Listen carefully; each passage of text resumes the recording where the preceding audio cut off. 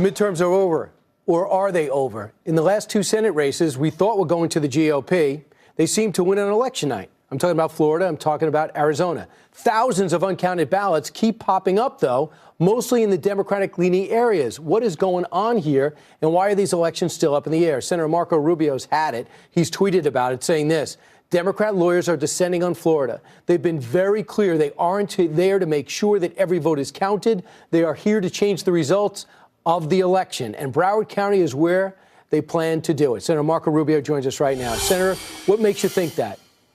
Their words. They held a press conference and said that we're not here to just have a recount. We're here to win. And look, we have procedures in the law for close elections and recounts. I have no problem with any of that. I have no problem with anyone availing themselves of what the law allows them to do. Here's my problem. My problem is this is focused on two counties, and in particular one county.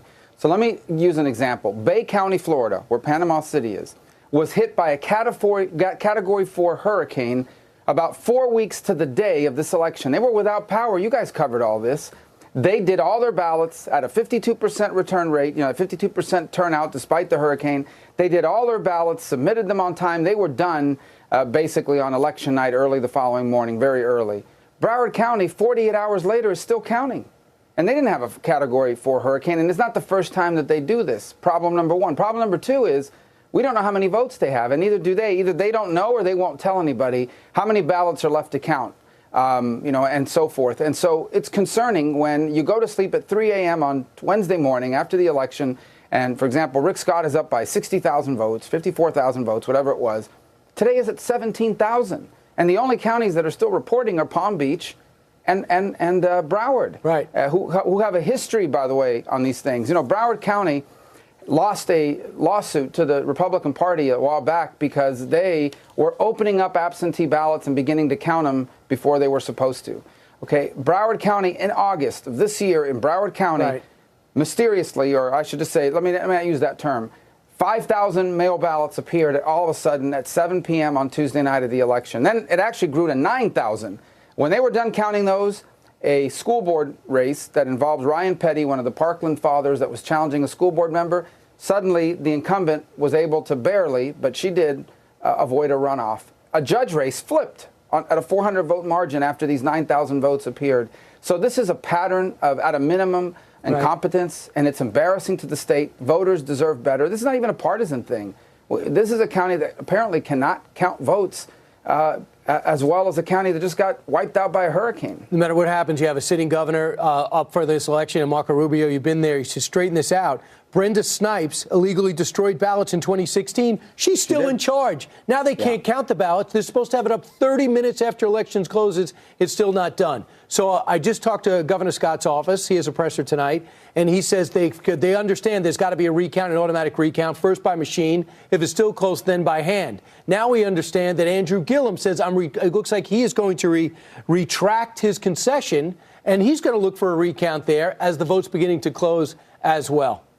Yeah, look, the recount is fine. The law provides for that. In the case of the governor's race and Gillum and DeSantis, they're going to take the ballots and feed them back in the machine and make sure the machine is accurately reflecting them.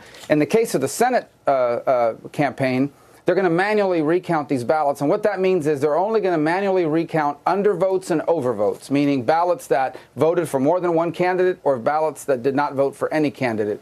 And they're going to look at it and see, was there a marking that showed a voter's intent? Now, it has to be consistent throughout the ballot. So if you put an X in the circle, you got to have put an X in all the circles. You can't just do it for one race.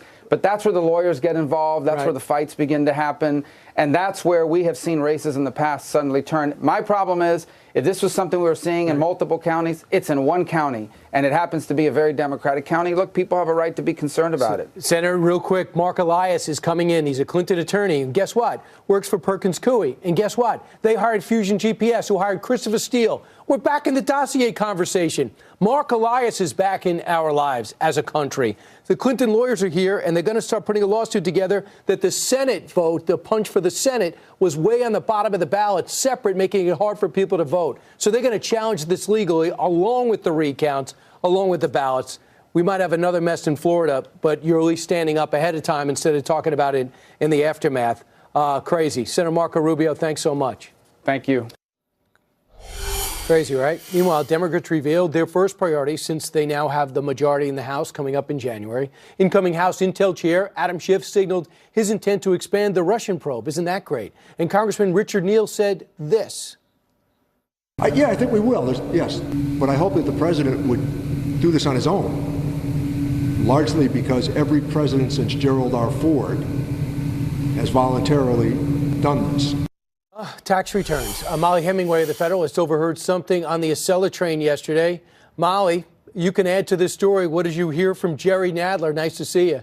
Great seeing you. Yes, I was up in New York. I saw you when we were up there doing election coverage, took the train down and happened to sit right next to Jerry Nadler, the powerful incoming chair of the House Judiciary Committee. Now, we're starting to hear people say, yep, we're going to do a lot of investigations. But when the midterm elections were happening, they said they weren't concerned about impeaching President Trump or going after Kavanaugh.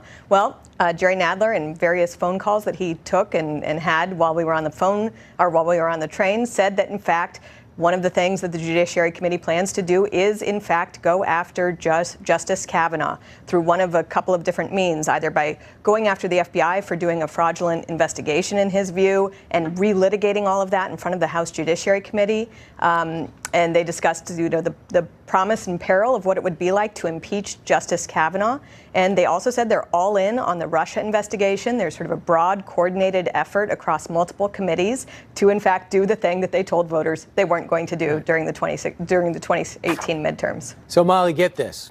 You leave the New York, heading to D.C., and Jerry Nadler does not know who you are. He just happens to be talking loud on the phone, revealing his strategy for his entire party, which affects the country. I'm so glad he's got his hands on the wheel. Let's add to this. He also said, oops, we have a lot of people who got elected who happen to be moderate that might not be that allied with us, correct?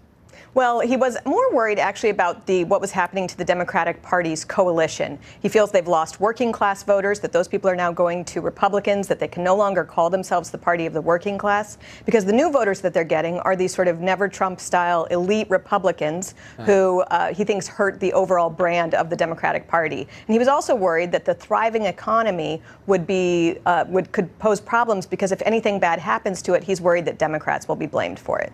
Wow, so you don't need to get that glass and put it to the wall to find out what he's saying. You just have to hop on the train, and he's yelling it. Mollie Hemingway, thanks so much. You're always a reporter, always delivering. Thanks so much.